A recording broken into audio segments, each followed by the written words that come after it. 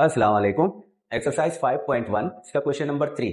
अब यहाँ पर हमने एलसीएम को फैक्टराइजेशन मेथड से फाइंड करना है। देखिए ये फैक्टराइजेशन मेथड या डिवीजन मेथड, ये हमें दोनों मेथड आने चाहिए। हमें क्वेश्चन का नहीं पता कि एग्जाम में हमें क्या क्वेश्चन मिलेगा। हमें एलसीएम फाइंड करने का बताया जाएगा और वो फैक्टराइजेशन मेथड से, तो फिर हमने फैक्टराइजेशन मेथड से ही उसको फाइंड करना है। अगर डिवीजन मेथड का बताया जाएगा तो हमने डिवीजन मेथड से ही उसको फाइंड करना है, क्योंकि अगर हम डिवीजन मेथड वाले को फैक्टराइजेशन मेथड से फाइंड करेंगे तो हमें मार्क्स बिल्कुल नहीं मिलेंगे, क्योंकि जो क्वेश्चन की डिमांड थी वो हम पूरा नहीं कर सके, तो उसके हिसाब से हमें वो मार्क्स नहीं देंगे। तो जो क्वेश्चन की डिमांड होगी हमने वही मेथड करना है। अब यहाँ पर हम सीखेंगे एलसीएम को फैक्टराइजेशन मेथड से कैसे फाइंड किया जाता है। अब यहाँ टू टर्म्स हैं, टू अलजेब्रिक टर्म्स हैं। जिस तरह एचसीएफ के लिए हमने क्या किया, कोएफिशिएंट या न्यूमेरिकल साइड को अलग से फाइंड किया, तो यहाँ भी हम इन दोनों के एलसीएम को अलग से फाइंड करेंगे। मैं 27 के प्राइम फैक्टर फाइंड करूंगा और 81 के प्राइम फैक्टर फाइंड करूंगा और फिर इन दोनों का एलसीएम निकालूंगा। अब देखिए सबसे पहले मैंने क्या करना है, मैंने फैक्टर्स ऑफ 27, तो 27 के फैक्टर्स फाइंड करने हैं, प्राइम फैक्टर्स। तो प्राइम फैक्टर्स के लिए हम क्या करते हैं, हम टेबल लगाते हैं छोटे से छोटा। तो यहां पर सबसे छोटा टेबल तो 2 का, तो 27 के लिए 2 का टेबल नहीं लगा सकते, क्योंकि ये एक हॉड नंबर है और अगर 2 से इसको डिवाइड करें तो रिमाइंडर 1 बचेगा। तो हमने उससे डिवाइड करना है जिससे रिमाइंडर 0 हो। तो 2 के बाद 3 का टेबल, तो क्या इसके लिए 3 का टेबल आएगा? तो बिल्कुल। अगर हम 3 का टेबल 9 टाइम पढ़ेंगे तो 27 आता है, तो हम यहां पर 3 रखेंगे और 9 टाइम पढ़ने से 27 आएगा, तो हम 9 यहां रखेंगे और 9 को भी 3 से ही डिवाइड कर सकते हैं। तो 3 से डिवाइड करने का मतलब 3 टाइम टेबल पढ़ेंगे तो हमें 9 मिलेगा, तो हम यहाँ पर 3 रखेंगे और 3 का टेबल 3 के लिए 1 टाइम। तो इस तरह 27 के हमने फैक्टर्स निकाले और यहाँ पर ये तीनों 3 है, तो मैं 27 इज इक्वल टू 3 का पावर 3 लिख सकता हूँ। 3 पावर मतलब 3 टाइम मल्टीप्लाई है, और ये फैक्टर्स जो हैं यहाँ पर होते हैं, ये मल्टीप्लाई होते हैं, तो मैं 27 को ऐसे लिख सकता हूँ।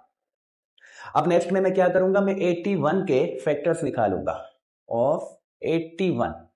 तो सेम तरीका है, 81 के लिए भी मैं यही काम करूंगा। 2 का टेबल इसके लिए भी काम नहीं करता, क्योंकि यहां पर भी एक हॉड नंबर है। तो अब 2 के बाद 3 का टेबल, तो क्या 3 का टेबल इसके लिए यूज कर सकते हैं या नहीं? हम क्या करते हैं, इसके डिजिट्स को प्लस करते हैं, 8 और 1 इन दोनों को प्लस करते हैं तो हमें मिलेगा 9। तो ये 9 3 के टेबल में आता है। तो जब 9 3 के टेबल में आता है तो समझो कि इसको अगर 3 से डिवाइड करें तो हमारा रिमाइंडर 0 आएगा और हमें एक वोल्ड नंबर का आंसर मिलेगा। तो मैं यहाँ पर 3 लगाऊंगा, तो इस 8 के लिए मैं 3 का टेबल 2 टाइम पढ़ूंगा, क्योंकि 3 टाइम पढ़ने से 9 होगा और 9 8 से बड़ा होगा। तो 2 टाइम पढ़ने से 6 मिलेगा और 2 रिमाइंडर होगा, वो 2 1 के साथ रखेंगे, 1 है तो 2 इसके साथ रखेंगे, तो ये बनेगा 21। तो अब 21 के लिए 3 का टेबल 7 टाइम, तो इस तरह 27 टाइम पढ़ने से 81 मिलता है। अब 27 के लिए 3 का टेबल जस्ट ये वाला प्रोसेस करते हैं, वो 9 टाइम, और 9 के लिए भी 3 का टेबल 3 टाइम, और फिर 3 के लिए 3 का टेबल 1 टाइम। तो इस तरह 81 के लिए क्या प्राइम फैक्टर आए, 3 आया है, वो भी 4 टाइम आया है, तो हम ऐसे करेंगे 4 टाइम। अब वेरिएबल्स की कहानी क्या है ये भी मैं आपको समझाता हूं। तो हम एचसीएफ में क्या करते थे, वेरिएबल्स का जो लोएस्ट पावर था वो रखते थे। अब यहां एलसीएम में हम हाईएस्ट पावर लेते हैं, जो दोनों में है। देखिए यहां भी ए है, यहां भी ए है, यहां ए की पावर 1 है और यहां ए की पावर 4 है, तो जो हाईएस्ट पावर है वो हम एलसीएम में लेते हैं। तो 27 ए पावर 4 बी पावर 5 और सी पावर 2, तो इसको अगर मैं फैक्टर्स में लिखूंगा तो अब मैं क्या करता हूं, मैं ये वाला 3 का 3 पावर मल्टीप्लाई ए का पावर 4 बी का पावर 5 और सी का पावर 2 लिखूंगा। यही मैं 81 के लिए करूंगा। तो 81 ए बी का पावर 2 और सी का पावर 8 है, तो इसको भी मैं अब फैक्टर्स में लिखूंगा। तो फैक्टर्स में लिखने का मतलब 3 का पावर 4 मल्टीप्लाई ए पावर 1 में है, बी पावर 2 में और सी जो है वो पावर 8 में है। देखिए सेम प्रोसेस है जो हम एचसीएफ के लिए करते थे। अब यहां पर एलसीएम के लिए क्या करना है, एचसीएफ में हम क्या करते थे, हम लोएस्ट पावर लेते थे कॉमन फैक्टर्स का। तो यहां पर ये 3 जो है दोनों में कॉमन है, यहां 3 टाइम है, यहां 4 टाइम है। और एचसीएफ में हम क्या लेते थे, हम लोएस्ट फॉर्म लेते थे, लोएस्ट पावर, तो 3 का 3 पावर लेते थे हम एचसीएफ में, हाईएस्ट कॉमन फैक्टर में। अब यहां पर लीस्ट कॉमन मल्टीपल्स में हम क्या करते हैं, हम हाईएस्ट पावर लेते हैं। तो 3 का पावर 4 यहां पर हाईएस्ट है इसके बजाय, तो हम क्या करते हैं, मैं यहां पर एलसीएम इज इक्वल टू, तो मैं यहां से हाईएस्ट पावर जिस पर है, जिस फैक्टर पर हाईएस्ट पावर है वो रखूंगा। अब देखिए यहां पर जस्ट एक ही नंबर है 3, दोनों में कॉमन है, तो इसका मैंने हाईएस्ट पावर लिया है। तो यहां पर एलसीएम के लिए हम क्या करते हैं, हम कॉमन फैक्टर्स लेते हैं और नॉन कॉमन फैक्टर्स भी लेते हैं। लेकिन यहां पर ऐसा कोई भी नहीं है, ऐसा कोई भी फैक्टर नहीं है जो एक का हो दूसरे का ना हो, तो यहां सारे कॉमन फैक्टर ही हैं। तो जब कॉमन फैक्टर होगा तो हम कॉमन फैक्टर का हाईएस्ट पावर लेते हैं। तो यहां पर इसका हाईएस्ट पावर 4 है और मल्टीप्लाई के बाद यहां ए के लिए देखते हैं तो इसका पावर 1 है, इसका पावर 4 है, तो हाईएस्ट पावर कौन सा है, ये वाला। तो मैं लिखूंगा ए का हाईएस्ट पावर। और इसी तरह बी के लिए भी देखूंगा तो बी का पावर 5 जो है ये हाईएस्ट पावर है, तो ये लेता हूं। और यहां से सी का 8 हाईएस्ट पावर है, तो ये रखता हूं। अब इनको मैं सिंप्लीफाई करता हूं तो यहां देखें 3 का पावर 4 है, तो 3 का पावर 4 किसके इक्वल है, 81 के इक्वल है। तो अब मैं यहां पर 3 का पावर 4 बोलता हूं और इसको 81 करके लिखता हूं और इन वेरिएबल्स को 81 के साथ ऐसे रखूंगा। तो ये बनता है एलसीएम। एलसीएम में हम क्या करते हैं, हम कॉमन फैक्टर लेते हैं और नॉन कॉमन फैक्टर लेते हैं। जो कॉमन फैक्टर होगा उसको वन टाइम लेंगे और जो बाकी नॉन कॉमन फैक्टर्स होंगे वो भी रखेंगे और मल्टीप्लाई करेंगे। अब यहां पर ये सिंगल टर्म्स थे तो यहां कोई नॉन कॉमन फैक्टर नहीं था, तो सिंपल हमने क्या किया, हमने जो कॉमन फैक्टर्स थे उनके हाईएस्ट पावर को लेकर रखा और उनको मल्टीप्लाई किया या उनको सिंपलेस्ट फॉर्म में लाए, तो वो एलसीएम बना। अब चलते हैं पार्ट 2 की तरफ। अब ये पार्ट 2 है और पार्ट 2 में 3 अलजेब्रिक टर्म्स हैं। तो अब यहां पर मैं क्या करूंगा, देखिए पार्ट 1 में मैंने क्या किया था, 2 टर्म्स मिले थे तो दोनों के जो कोएफिशिएंट थे उनके सेपरेटली प्राइम फैक्टर्स निकाले थे। तो यहां पर मैं इन तीनों के एक साथ करके प्राइम फैक्टर्स निकाल सकता हूं, जिस तरह हम छोटे क्लासों में एलसीएम निकालते थे, तो उसी तरीके से भी हम इसका एलसीएम निकाल सकते हैं। तो मैं तीनों का एक साथ ऐसे करके एलसीएम निकाल सकता हूं। तीनों को एक ही डिवीजन वाले प्राइम फैक्टर्स में रखेंगे ऐसे। अब छोटे से छोटा टेबल हमारे पास 2 का है और ये तीनों जो है इवन नंबर्स हैं, तो तीनों 2 से डिवाइड होंगे, तो हम 2 का टेबल लगाएंगे और यहां पर 24 के लिए 2 का टेबल 12 टाइम, फिर कॉमा लगाते हैं, इसके लिए 2 का टेबल, तो 2 के टेबल का मतलब इसका आधा, तो यहां पर हमें रिजल्ट मिलेगा 50। और इसको अगर 2 से डिवाइड करें तो रिजल्ट मिलेगा 150, मतलब कि 300 का आधा। तो अब भी तीनों इवन नंबर्स हैं, 2 से इनको डिवाइड कर सकते हैं। इसके लिए 6 टाइम, इसके लिए 25 टाइम और इसके लिए जो है 75 टाइम। तो 150 का आधा क्या है, 75। अब यहां पर इनको देखते हैं तो ये दोनों इवन नंबर्स नहीं हैं, तो इनको हम 2 के टेबल से डिवाइड नहीं कर सकते, लेकिन इसको कर सकते हैं। तो अभी भी जब 3 टर्म्स हो या इससे ज्यादा टर्म्स भी हो तो एक को भी अगर 2 से डिवाइड कर सकते हैं तो हम उसको 2 से डिवाइड करेंगे। अब यहां पर मैं 2 का टेबल लगाता हूं जस्ट किसके लिए, तो इनके लिए 2 का टेबल नहीं आएगा, तो इनको एज इट इज हम नीचे उतारेंगे। अब इसके लिए 2 का टेबल कितनी दफा, 3 टाइम, तो मैं 3 लिखूंगा और 25 और 75 को मैं ऐसे करके नीचे रखूंगा दोबारा। अब इवन नंबर नहीं है, अब इसके लिए 3 का टेबल काम आएगा और इसके लिए भी देखें 7 + 5, इन दोनों को मैं प्लस कर दूं तो ये बनेंगे 12, और 12 जो है वो 3 के टेबल में आता है या 3 का मल्टीपल है, तो ये अगर 3 का मल्टीपल है तो ये भी 3 का मल्टीपल है, तो इसको भी 3 के साथ हम डिवाइड कर सकते हैं। तो अब मैं 3 का टेबल यूज करूंगा,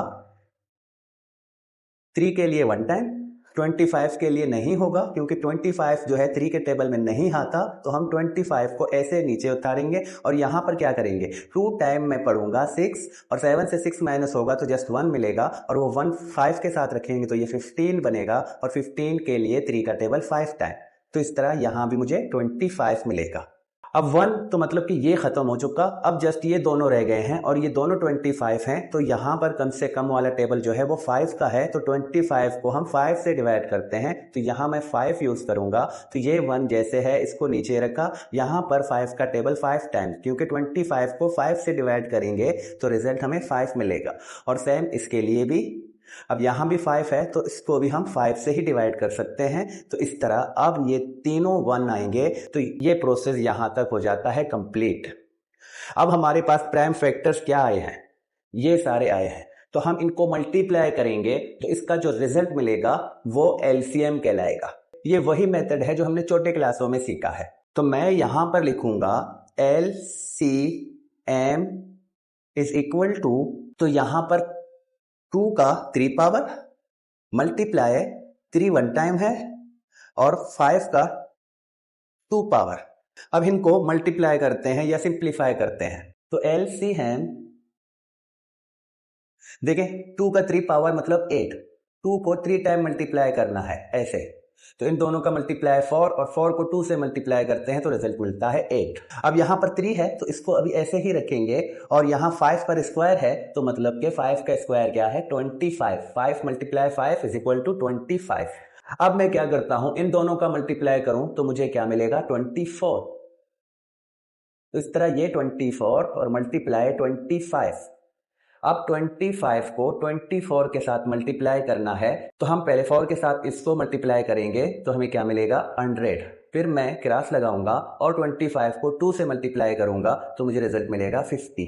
तो इस तरह मैं इनको अगर प्लस कर दूं, अब ये दोनों प्लस होंगे तो ये बनेंगे 600। इस तरह एलसीएम जो निकला है इन तीनों टर्म्स का वो मिला है 600। इन तीनों टर्म्स का एलसीएम क्या है 600 है। तो अब एलसीएम के लिए क्या करते हैं कोएफिशिएंट वालों का एलसीएम मिला है वो 600 मिला है। अब वेरिएबल्स का क्या करते हैं तो देखें वेरिएबल्स को ज्यादा फैलाने की जरूरत नहीं है। हम क्या करते हैं देखें ये तीनों वेरिएबल सेम है P Q R P Q R P Q R. तो हमने क्या करना है अब ये तीनों कॉमन है तो हमने यहां पर हाईएस्ट पावर वाले को लेना है। यहां p स्क्वायर में है p पावर 5 में और p पावर 3 में, तो हाईएस्ट पावर कौन सा है p पावर 5। तो मैं 600 के साथ p का पावर 5 रखूंगा। अब यही काम q के साथ, यहाँ q 3 पावर में है ये q 4 पावर में और यहाँ पर q 1 पावर में है तो सबसे हाईएस्ट पावर किस q का है इस q का है जो 4 है। तो मैं q का पावर 4 लेकर ऐसे एलसीएम में रखूंगा।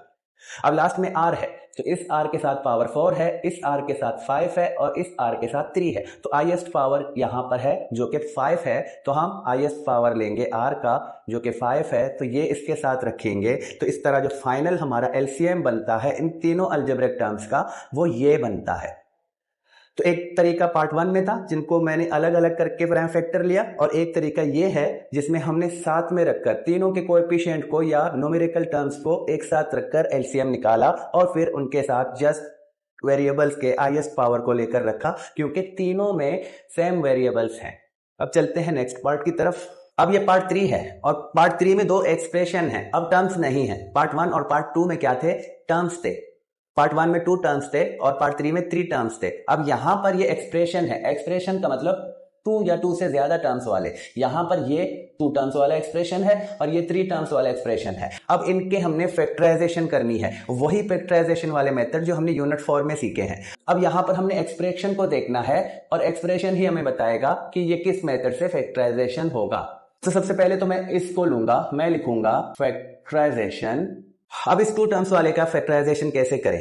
देखिए कभी भी आपको 2 टर्म्स या उससे ज्यादा वाला एक्सप्रेशन मिलेगा तो आप देखें कि उसके सारे टर्म्स में अगर कुछ कॉमन है तो उस कॉमन को बाहर निकालो। तो मैं इन दोनों टर्म्स में देखता हूं तो मुझे x जो है वो कॉमन मिलता है वेरिएबल से, लेकिन यहां पर 21 कोएफिशिएंट में है और ये 14 है। तो क्या 21 एंड 14 में ऐसा कुछ कॉमन है या नहीं। अगर आपको डायरेक्ट आते हैं तो अच्छा है, अगर नहीं आते तो जो हमने पार्ट 1 और पार्ट 2 में इस तरह प्राइम फैक्टर निकाले हैं तो आप प्राइम फैक्टर निकाल कर देख सकते हो दोनों में क्या कॉमन है तो उसको बाहर निकालो। अब यहां पर मैं आपको जैसे देखें 3 मल्टीप्लाई 7 इज इक्वल टू 21, तो ये 3 और ये 7 इसके फैक्टर्स हैं। अब यहां देखो तो 2 मल्टीप्लाई 7 इज इक्वल टू 14, तो यहां से भी मुझे 7 फैक्टर्स में मिलता है और यहां से भी मुझे 7 मिलता है। तो दोनों में कॉमन फैक्टर क्या है 7 है। तो मैं अब क्या करता हूं 7 को कॉमन लेकर बाहर रखूंगा और यहां से x भी कॉमन है तो x को भी मैं बाहर रखूंगा और 1 टाइम रखूंगा क्योंकि यहां पर x स्क्वायर में है लेकिन इसके पास x 1 टाइम है। तो मैंने 7x इन दोनों से कॉमन करके बाहर निकाला है। अब अगर 7x यहां से निकला है तो बकाया क्या रहता है 3 और यहां से 1x और रहता है क्योंकि ये x स्क्वायर है। तो मैं यहां पर 3x करके लिखूंगा इस टर्म की जगह, फिर मैं माइनस का साइन रखूंगा और इस टर्म की जगह अब क्या रखना है देखिए 7 और x ये दोनों कॉमन होकर बाहर निकले हैं तो जस्ट यहां से और 2 रहता है तो हम 2 को रखेंगे ऐसे और ब्रैकेट क्लोज करेंगे। तो इसकी फैक्टराइजेशन जो है यही तरीका है, तो इससे मजीद हम इसको फैक्टर्स नहीं कर सकते। अब देखिए, अगर मैं 7x को दोबारा इन दोनों टर्म्स के साथ मल्टीप्लाई करूं तो मुझे दोबारा यही मिलेगा। इसकी वैल्यू यही है जो ये वाला है, जस्ट हमने इसको फैक्टर्स करके, इसको टुकड़ों में करके लिखा है। तो अब दूसरा वाला एक्सप्रेशन जो ये ट्राइनोमियल है, इसको लेते हैं factorization of 3x² minus 5x plus 2। अब ये तीन टर्म्स हैं और तीनों टर्म्स में ऐसा कुछ भी नहीं है जिसको मैं कॉमन करके इसकी तरह बाहर निकाल सकूं। अब दूसरा ऑप्शन क्या होगा? फार्मूलाज। तो यहां भी स्क्वायरिंग फार्मूलाज में ये नहीं आता, तो किसी फार्मूले के थ्रू ये वाला फैक्टराइजेशन नहीं होता। उसके बाद हम मिडिल टर्म स्प्लिट वाला या मिडिल टर्म ब्रेक वाला तरीका करते हैं। तो यहां पर मिडिल टर्म ब्रेक करने का तरीका क्या है? देखिए, ये 3 है, ये 2 है, तो पहले मैं फर्स्ट टर्म वाला जो कोएफिशिएंट होगा वो लास्ट टर्म वाले कोएफिशिएंट के साथ मल्टीप्लाई होगा। तो यहां से इन दोनों को जब मैं मल्टीप्लाई करूंगा तो मुझे 6। तो अब 6 के दो ऐसे फैक्टर, 6 के फैक्टर कौन से हैं? देखें, जिसके भी टेबल में 6 आता है वो 6 के फैक्टर्स हैं। तो 1 के टेबल में भी 6 आता है और 1 सबका फैक्टर है। कभी भी फैक्टर की बात होगी तो 1 सबका फैक्टर है, 1 पहली फुर्सत में ही आपने लिखना है। उसके बाद देखते हैं कि 2 के टेबल में 6 आता है तो 2 भी इसका फैक्टर है, और 3 के टेबल में आता है, फिर 6 के टेबल में आता है। तो 6 के जो 4 फैक्टर्स हैं वो ये हैं। अब हमने इनमें से दो ऐसे फैक्टर्स लेने हैं जिनका मल्टीप्लाई 6 हो और उनका प्लस या माइनस करने से हमें यहां पर माइनस का 5 जो लिखा है ये मिडिल टर्म वाला मिले। तो मैं इन दोनों टर्म्स को लूंगा, 2 × 3 = 6। देखें, अगर इन दोनों टर्म्स को मैं लूंगा तो इनका भी मल्टीप्लाई 6 मिलेगा। अब यहां पर अक्सर बच्चे परेशान होते हैं कि हमने इन दोनों फैक्टर्स को लेना है या इन दोनों फैक्टर्स को लेना है। तो थोड़ा सा समझें, यहां पर ये वाला मैटर करता है, ये वाली साइन क्या है, ये मैटर करता है। अगर यहां पर प्लस है तो समझो जो दो फैक्टर्स हमने यहां लेने हैं वो दोनों सेम साइन के हों, दोनों माइनस के हों या दोनों प्लस के हों। अगर यहां पर माइनस है तो जो दो फैक्टर्स बनते हैं वो एक प्लस का हो, एक माइनस का हो। अब यहां पर प्लस है तो इसके जो मिडिल टर्म्स ब्रेक करते हैं, जो दो टर्म्स हम लेते हैं वो दोनों सेम साइन के होने चाहिए, क्योंकि यहां पर प्लस है तो सेम साइन का मतलब वो दोनों प्लस के हों या वो दोनों माइनस के हों। एक प्लस का एक माइनस का नहीं होना चाहिए। तो अगर मैं इन दोनों टर्म्स के लेता हूं, मैं 6 को माइनस करूं 1 के साथ, तब जाकर मुझे 5 मिलेगा। तो यहां पर माइनस का 5 है तो मैं 6 के साथ माइनस रखूं और 1 के साथ प्लस रखूं तो मुझे माइनस का 5 मिलेगा। इस तरह माइनस का 5 तो मिलता है इन दोनों टर्म्स से, लेकिन यहां पर एक माइनस का दूसरा प्लस का है। हमें इस वाली निशानी को देखना है, अगर प्लस है तो दोनों साइन सेम हो। क्यों? अब ये भी सुने क्यों? क्योंकि हम जो इसके बाद ग्रुपिंग फैक्टर्स लेंगे, जो ब्रैकेट मिलेगा, अगर हम ये दोनों फैक्टर्स यूज करें वो ब्रैकेट जो है वो सेम नहीं बनेगा। अगर हम इस तरह यूज करेंगे तो वो ब्रैकेट सेम बनेगा। तो अब क्या करते हैं, अब यहां पर ये दोनों साइन में यूज करूंगा। क्यों? -2 -3 = -5, और इन दोनों के साथ अगर -2 -3 मल्टीप्लाई होंगे तो माइनस इंटू माइनस प्लस, और 2 को 3 के साथ मल्टीप्लाई करूं तो मुझे प्लस का 6 मिलेगा। तो ये दोनों टर्म्स हैं सही वाले जो हम यहां पर यूज करेंगे। तो 3x², अब मैं -3x और -2x रखूंगा इस वाले टर्म की जगह। मैंने इसको ब्रेक करके दो जगह लिखा है, और फिर ये वाला प्लस का 2। अब जब भी आप मिडिल टर्म ब्रेक करते हो तो आपको 4 टर्म्स मिलते हैं। तो 4 टर्म्स में इस तरह आप 2 टर्म्स लेकर कॉमन निकालोगे। तो यहां से मुझे कॉमन क्या मिलता है? 3 मिलता है और दूसरा x मिलता है। तो मैं 3x को कॉमन निकालूंगा, तो यहां से 3x कॉमन निकला है, लेकिन x पर स्क्वायर है तो एक x मैंने बाहर निकाला है, तो दूसरा x जो है वो अंदर रहेगा। माइनस रखेंगे, फिर देखा ये 3x पूरा का पूरा बाहर आया है, तो जो भी टर्म पूरा का पूरा बाहर आता है उसकी जगह हम 1 को रखते हैं।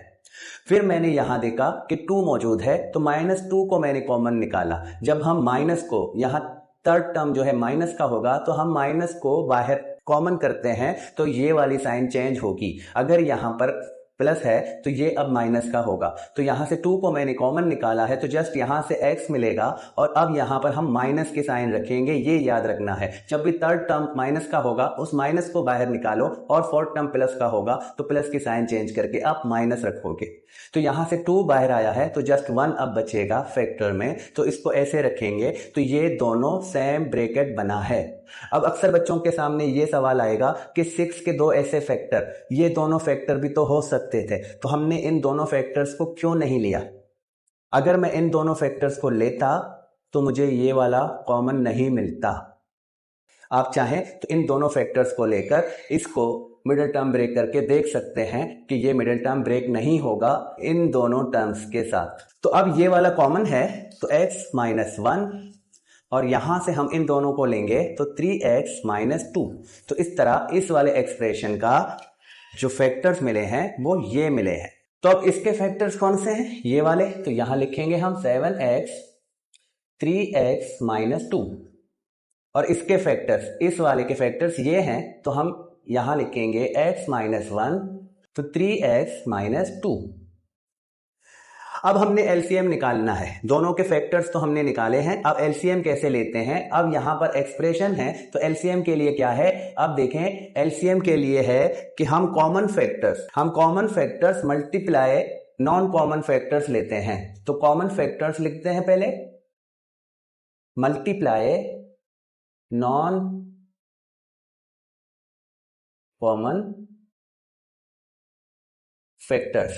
तो कॉमन फैक्टर्स कौन से हैं पहले देखना है। देखिए ये वाला दोनों में कॉमन है, तो हम कॉमन को लेंगे, एक दफा लिखेंगे LCM इज इक्वल टू, तो कॉमन वाली ब्रैकेट हमने एक दफा लिखना है, जो कॉमन होगा उसको हमने एक दफा लेना है ऐसे।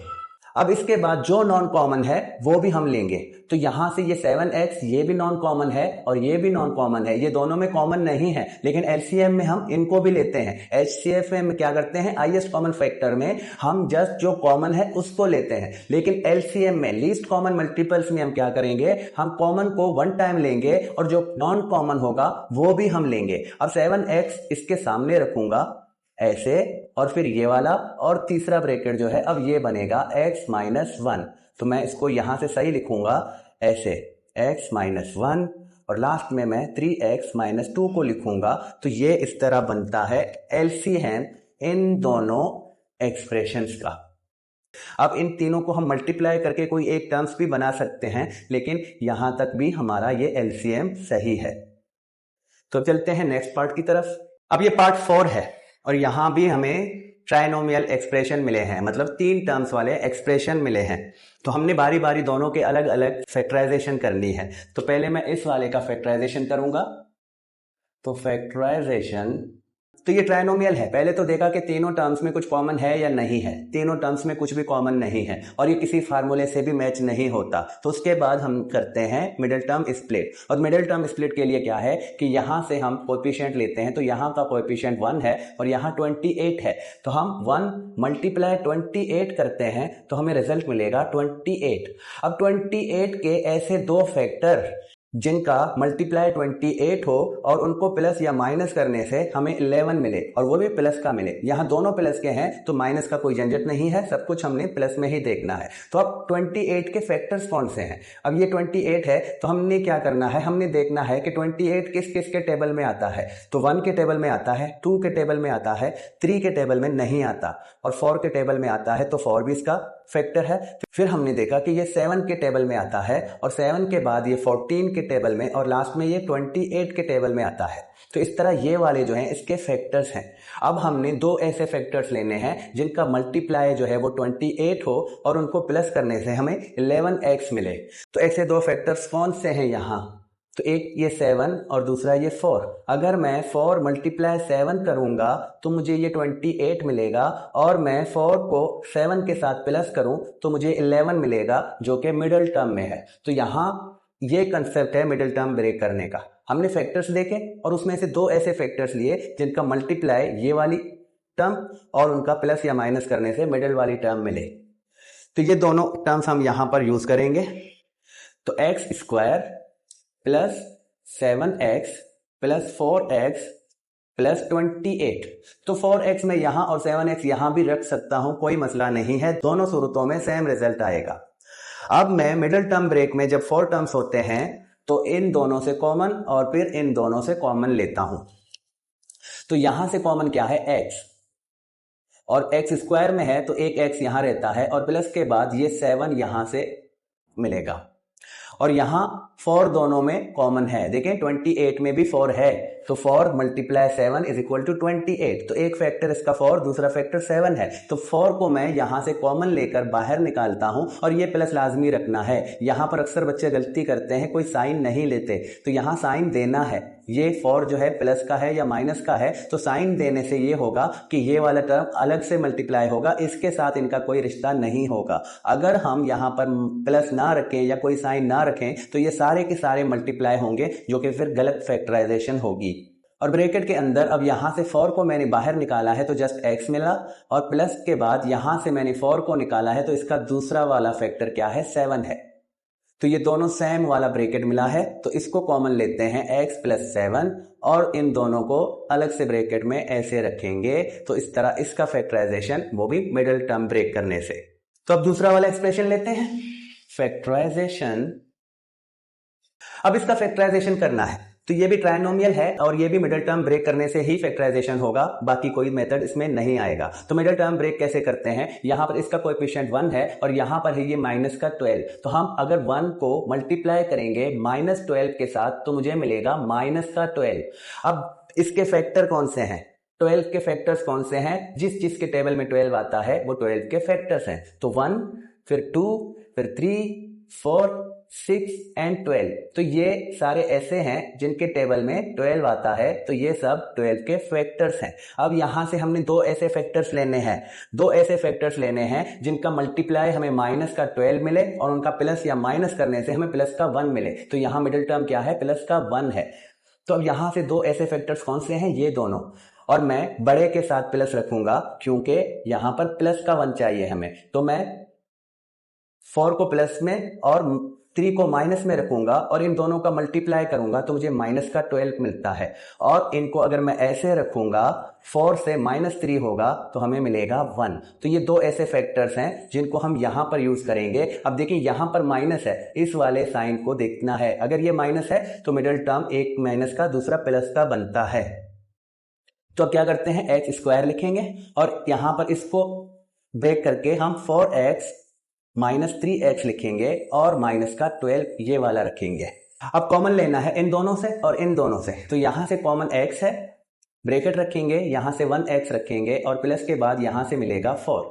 अब यहां दोनों माइनस के टर्म्स हैं, तो माइनस को भी मैंने कॉमन लिया और 3 दोनों में मौजूद है तो 3 को भी कॉमन लिया और ब्रैकेट के अंदर यहां से जस्ट x और माइनस को भी मैंने कॉमन लिया है तो ब्रैकेट में अब प्लस रखेंगे और यहां से 3 को कॉमन लिया है तो इसका दूसरा फैक्टर कौन सा होगा, 4, क्योंकि 3 मल्टीप्लाई 4 इज इक्वल टू 12। अब ये दोनों सेम है तो इसको कॉमन लेते हैं, x प्लस 4 इसको कॉमन लेते हैं और दूसरे ब्रैकेट में ये वाले टर्म्स रखेंगे x माइनस 3। तो इस तरह इन दोनों को मिडिल टर्म ब्रेक करके हमने फैक्टराइजेशन किया है। अब इन दोनों के फैक्टर्स को लेकर हम एलसीएम निकालते हैं। तो इसके फैक्टर्स कौन से हैं, ये दोनों, x प्लस 7 और x प्लस 4, और इसके फैक्टर्स हैं x प्लस 4 और दूसरा वाला x माइनस 3। तो हमने एलसीएम के लिए क्या करना है, LCM is equal to common factor multiply non common factors.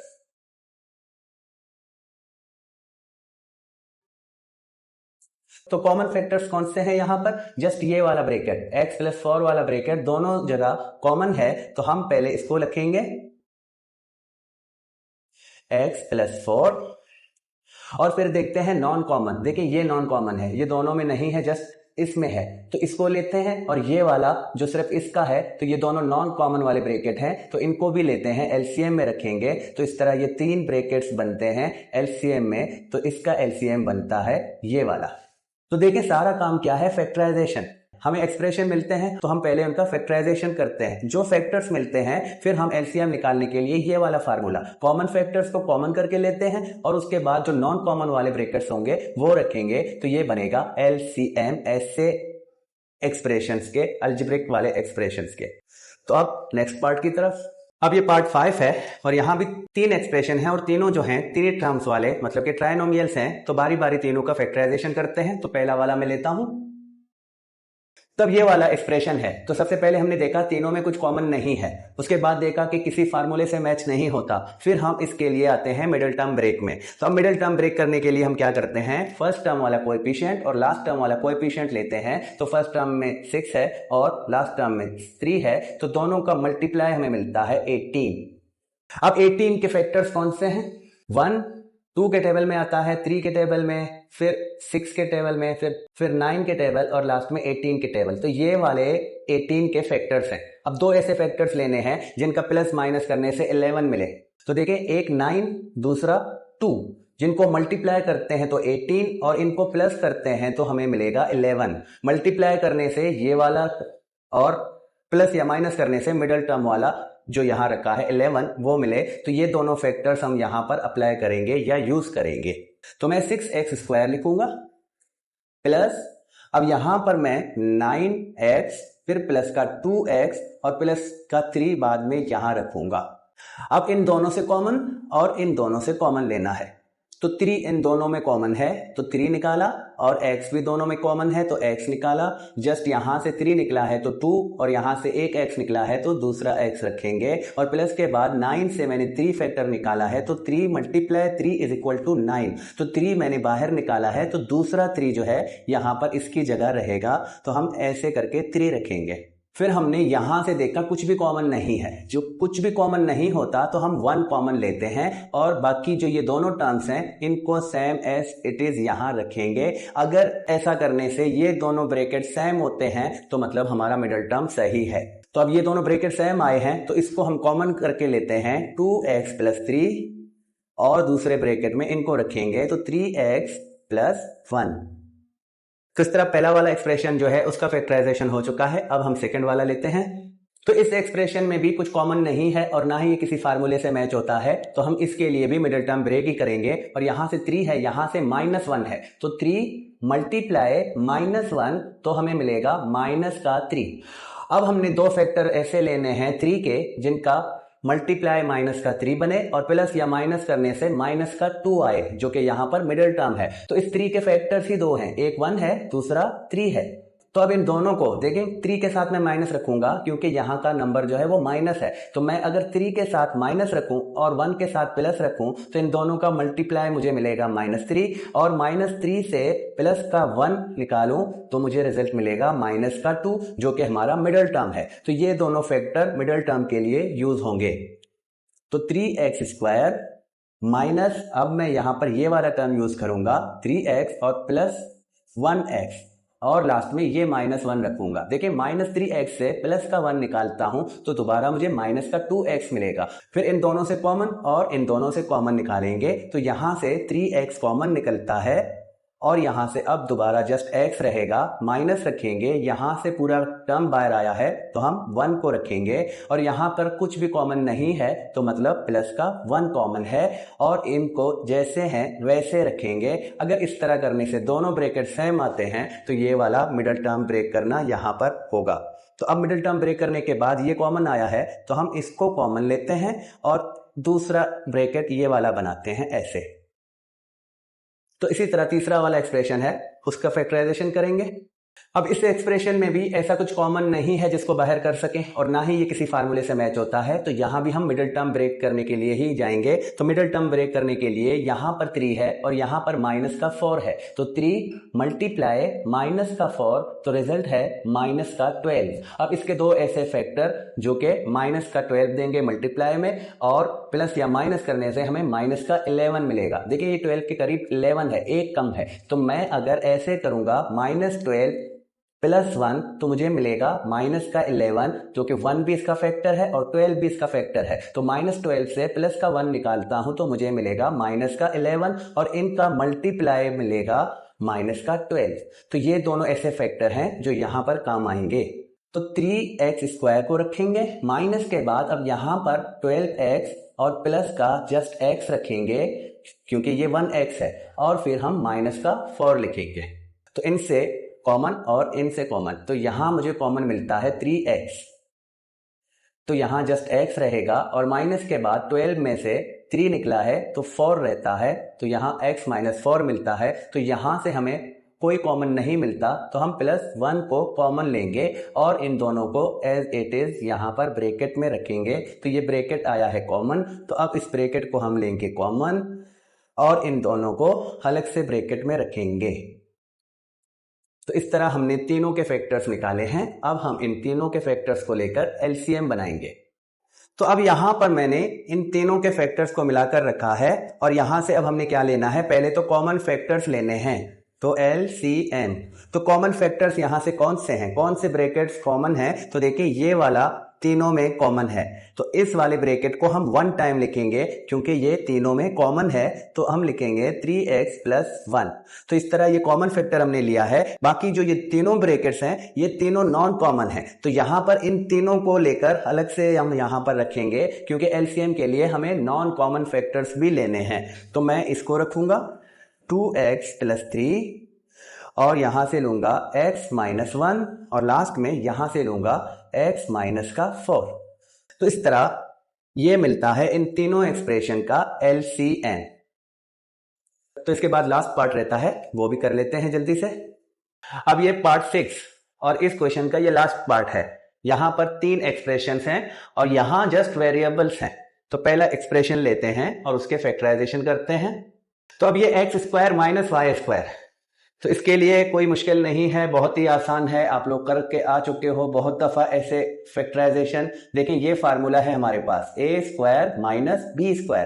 तो यहां पर इस वाले फार्मूले को अप्लाई करेंगे हम, जस्ट फार्मूले का दूसरा वाला साइड जो है ये दोनों ब्रैकेट्स बनाएंगे a + b, a - b। अब a की जगह यहां पर x है और b की जगह y है, तो इस तरह इसके दो फैक्टर्स कौन से आएंगे, तो यहां x + y और x - y इसके फैक्टर्स बनेंगे इस फार्मूले को अप्लाई करते हुए। देखिए इसका लेफ्ट हैंड साइड ये वाला है और राइट हैंड साइड ये है, तो ये दोनों साइड इक्वल हैं, तो जस्ट हमने लेफ्ट हैंड साइड वाले को राइट हैंड साइड वाले के इक्वल किया, या इस फार्मूले के अप्लाई करते हुए इसको 2 ब्रैकेट्स में ऐसे लिखा। तो नेक्स्ट वाला एक्सप्रेशन लेते हैं -y³। अगर इसको भी आप पहचानते हो तो ये भी फार्मूले से मैच होता है, और इसके लिए फार्मूला कौन सा है, a³ - b³ और ये किसके इक्वल है, तो ये इक्वल है a - b ब्रैकेट और दूसरा ब्रैकेट जो है a² + ab + b²। तो अब यहां भी हमने जस्ट सिंपल से इसको इस फॉर्मेट में लिखना है। तो जहां पर a है वहां पर x रखेंगे और जहां b है वहां पर y रखेंगे, तो इसका फैक्टराइजेशन हो जाएगा। तो जस्ट हमने यही समझो इसको एक्सपेंड करना है फार्मूले के थ्रू। तो क्या लिखेंगे हम, देखें a - b है तो हम x - y लिखेंगे, और यहां पर a² है तो a की जगह x² और प्लस देने के बाद ab, तो समझो xy और फिर प्लस रखेंगे b² की जगह हम y² लिखेंगे। तो इस तरह इसका भी फैक्टराइजेशन हो चुका। तो दोनों बहुत सिंपल थे, फार्मूला अप्लाई किया और फार्मूले का दूसरा वाला साइड हमने रखा। अब तीसरा वाला लेते हैं। अब इस एक्सप्रेशन का क्या करना है, देखिए यहां पर अगर इसको हम देखें तो ये एक स्क्वायर है, हम x² का स्क्वायर लिख सकते हैं, और इसको देखें तो इसको भी हम स्क्वायर में लिख सकते हैं y² का स्क्वायर। अब मिडिल टर्म क्या है, तो मिडिल टर्म अगर 2ab से मैच होता है, ये वाला फार्मूला a² + 2ab + b², तो पहला टर्म और लास्ट टर्म थर्ड टर्म ये दोनों स्क्वायर हैं, इसके ये दोनों टर्म स्क्वायर हैं, तो क्या ये थर्ड टर्म 2ab है या नहीं। अगर 2ab होगा तो हम इस पर फार्मूला अप्लाई करेंगे a + b होल स्क्वायर वाला, जिसका दूसरा साइड ये है। तो इसका फर्स्ट टर्म हमारे पास x² का स्क्वायर है, तो हम a² की जगह x² का स्क्वायर करके लिखेंगे। अब हमने देखना है मिडिल टर्म, तो मिडिल टर्म में यहाँ फार्मूले का टूल रखते हैं और a की जगह क्या है, x का स्क्वायर है, तो हम x का स्क्वायर रखेंगे, और b की जगह y का स्क्वायर है तो b की जगह y का स्क्वायर रखेंगे, और प्लस के बाद यहाँ पर थर्ड टर्म क्या है, y² का स्क्वायर, तो हमने y² का स्क्वायर रखा। तो क्या इसका मिडिल टर्म इसके मिडिल टर्म के इक्वल हुआ है या नहीं। देखिए x² y² तो मौजूद है, लेकिन 2 हमारे पास इस वाले टर्म में नहीं है, तो यहां पर मिडिल टर्म देखें ये x² y² जस्ट लिखा है, तो समझो कि ये 1x² y² लिखा है, और हमें फार्मूले से मैच होने के लिए 2x² y² चाहिए। तो अब यहां पर +x² y² के साथ हम अगर फिर से x² y² का प्लस कर दें तो ये हो जाएंगे 2x² y²। तो हमें यहां पर इसको स्क्वायर बनाने के लिए, इसको कंप्लीट स्क्वायर बनाने के लिए इसकी जरूरत है। तो आपको यूनिट 4 याद होगा, आपने ऐड और सब्ट्रैक्ट किया है, तो वो तरीका जिसमें हम ऐड और सब्ट्रैक्ट करते हैं कंप्लीटिंग स्क्वायर बनाने के लिए। तो अब इसके लिए हम यही तरीका अप्लाई करेंगे। तो अब देखें मैं क्या करता हूं। तो मैं यहां पर लिखूंगा फॉर कंप्लीटिंग स्क्वायर। अब देखें, इसको बैलेंस रखने के लिए हम जो ऐड करेंगे वो हमें सब्ट्रैक्ट भी करना है। हमें यहां पर ऐड की जरूरत है, तो ऐड करने के लिए हमने इसकी वैल्यू को चेंज नहीं करना, तो हम इसको सब्ट्रैक्ट में भी रखेंगे। अब मैं इसको कैसे रखता हूं, मैं x⁴ प्लस x² y² और प्लस y⁴ रखूंगा, और फिर इसको प्लस में भी रखूंगा और माइनस में भी रखूंगा। अब इसकी वैल्यू चेंज नहीं हुई है, इनको रखने से इस वाले एक्सप्रेशन की वैल्यू चेंज नहीं हुई है। एक प्लस का है, दूसरा माइनस का है, तो इसको कैंसिल आउट करेंगे तो फिर से ये वाला एक्सप्रेशन ही मिलेगा। लेकिन हमारी जरूरत क्या है, हमने इसको कंप्लीटिंग स्क्वायर करना है, तो हमें इसकी जरूरत थी, तो हमने इसके लिए इसको भी रखा।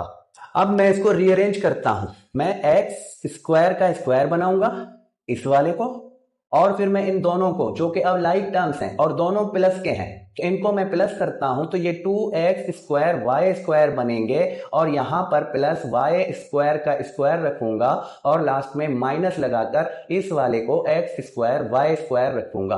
अब अगर आप देखें तो आपका ये वाला ट्राइनोमियल जो है ये फार्मूले से मैच होता है, a² + 2ab + b²।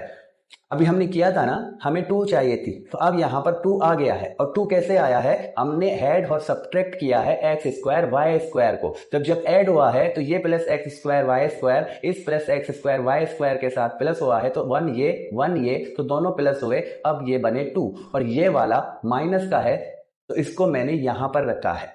अब मैं फार्मूला यूज करूंगा, a + b² = a² + 2ab + b²।